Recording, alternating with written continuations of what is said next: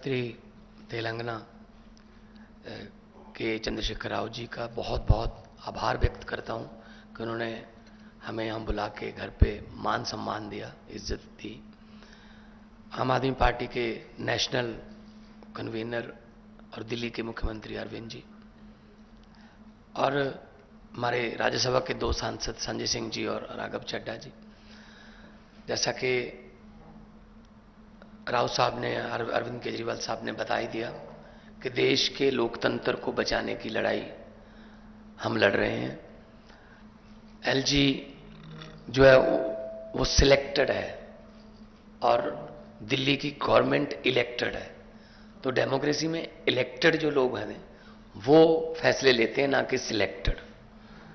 तो दिल्ली का तो पहले से ही ये कर रहे हैं, पूर्ण राज्य का दर्जा नहीं है, लेकिन फुल स्टेट्स को भी तंग किया जा रहा है। हमने पंजाब में 92 सीट्स जीती आउट ऑफ 117, इतना बड़ा मैंडेट है।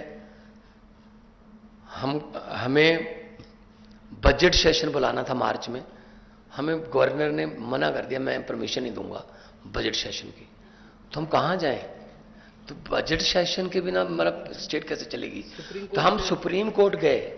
सुप्रीम कोर्ट से चीफ जस्टिस साहब ने ऑर्डर दिया कि जी बजट सेशन होने दो, और उसके बाद एक और जो बात हुई कि जी जो काउंसिल ऑफ मिनिस्टर द्वारा लिखा जाता है प्राप्तियां गवर्नमेंट की कि हमने ये किया, वो कहता है उसमें मैं माई गवर्नमेंट नहीं कहूंगा।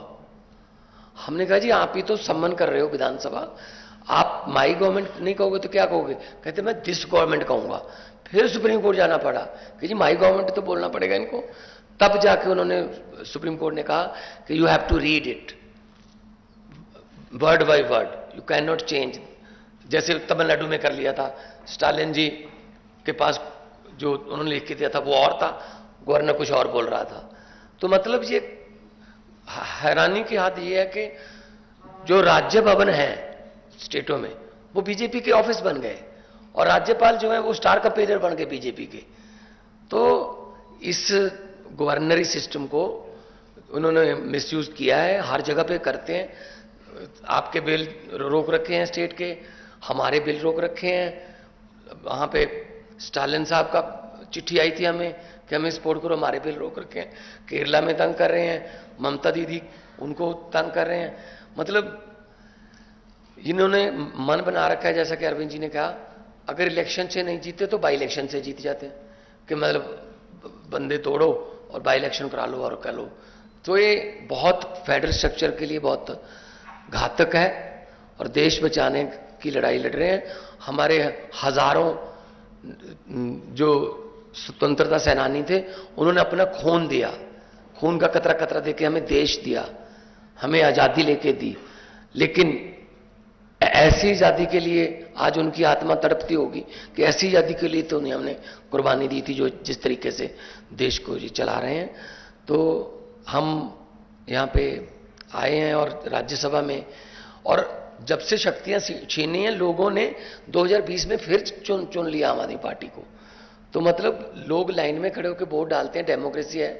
तो उसके और उसके बाद सुप्रीम कोर्ट के फैसले को नहीं मान रहे, तो ये बहुत ही गलत मैसेज है जो है। वैसे तो हम biggest democracy of the world अपने आप को कहलाते हैं, लेकिन अगर देखा जाए तो ये काम नहीं करने दे रहे। आज नीति आयोग की बैठक हम नहीं गए, अरविंद जी भी नहीं गए, हम नहीं गए। कारण क्या? वहां क्या करना है? फोटो खिंचवाने जाते हैं बस। मैंने तो चिट्ठी में लिख के भेज दी, मैंने कहा मेरे पिछले साल वाले भाषण को इस बार भी वही मान लिया जाए, क्योंकि कुछ पिछले साल जो मांगा था वो तो दिया नहीं। आरडीएफ के पैसे नहीं दिए, एनएचएम के पैसे नहीं देते, स्टेट का जो हक बनता है वो देते नहीं है। नीति आयोग में हम फोटो खिंचवाने जाएंगे क्या? मतलब ये मीटिंग करते हैं लेकिन चलाते अपनी मर्जी से हैं, और ऐसा नहीं होगा। भारत एक गुलदस्ता है, गुलदस्ते में हर किस्म के फूल होते हैं, हर फूल का अपना रंग, अपनी सुगंध होती है। ये चाहते हैं एक ही जैसे फूल हों बस, लेकिन ऐसा नहीं चलेगा। जो देश भारत जो है एक माला है, और माला के जो मनके हैं वो अलग अलग होते हैं। इसीलिए मल्टी कल्चर कंट्री हमारा है, हर स्टेट की अपनी भाषा है, अपना कल्चर है, और इसको बचाने के लिए हम आज आए हैं। और मैं धन्यवाद करता हूँ जिन्होंने हमें यहाँ बुला के इज्जत तो दी। इससे पहले भी किसानों ने जो आंदोलन किया था तो इन्होंने, मुख्यमंत्री तेलंगाना आए चंडीगढ़ में, 700 से ज़्यादा इन्होंने जो शहीद हो गए थे किसान, उनको 2-2 लाख रुपए के चेक भी दे के आए हैं।